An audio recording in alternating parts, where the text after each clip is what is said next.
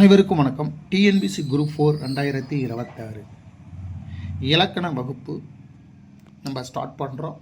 முதல் வகுப்பு ஒரு ஓர். இதிலிருந்து ஒரு கொஸ்டின் கண்டிப்பாக வரும். 2025 குரூப் 4ல் இதிலிருந்து ஒரு கொஸ்டின் கூற்று காரணம் வச்சு கேட்டிருக்காங்க. அப்போ ஒரு எங்கே பயன்படுத்த வேண்டும், ஓர் எங்கே பயன்படுத்த வேண்டும், இந்த ஒரு ரெண்டு கான்செப்ட் தெரிஞ்சதுன்னா இந்த கொஸ்டின் ஈஸியாக போட்டுடலாம்.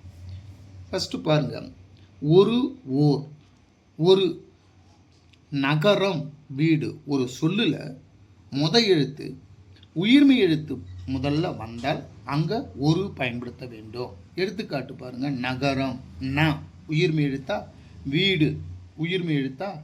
அப்போ ஒரு சொல்லுக்கு முன்னாடி உயிர்மை எழுத்து எழுத்து வந்தால் ஒரு பயன்படுத்த வேண்டும்.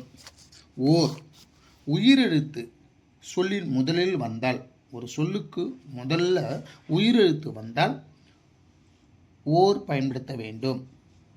எடுத்துக்காட்டு பாருங்க, ஊர், ஏரி. அப்போ ஊ உயிரெழுத்தா, ஏரி உயிரெழுத்தா.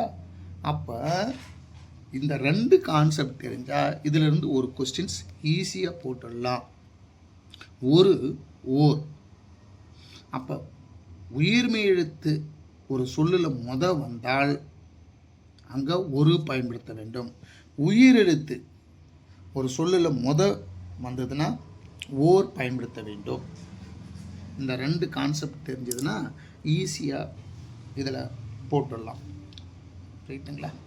இப்போ நம்ம ஒவ்வொரு நாளும் ஒரு 2 நிமிஷம், அவ்வளோதான். இந்த 2 நிமிஷம், ஒரு 5 நிமிஷம் இந்த டாபிக் படித்ததுன்னா ஈஸியாக ஒரு கொஸ்டின்ஸ் ஒரு கொஸ்டினாக நம்ம பார்த்துன்னு வரலாம்.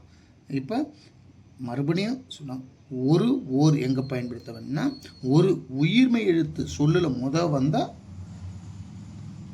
ஒரு பயன்படுத்த வேண்டும். உயிரெழுத்து முதல்ல வந்ததுன்னா அங்கே ஓர் பயன்படுத்த வேண்டும். அவ்வளோதான். ஒரு கொஸ்டின் கண்டிப்பாக வந்துடும்.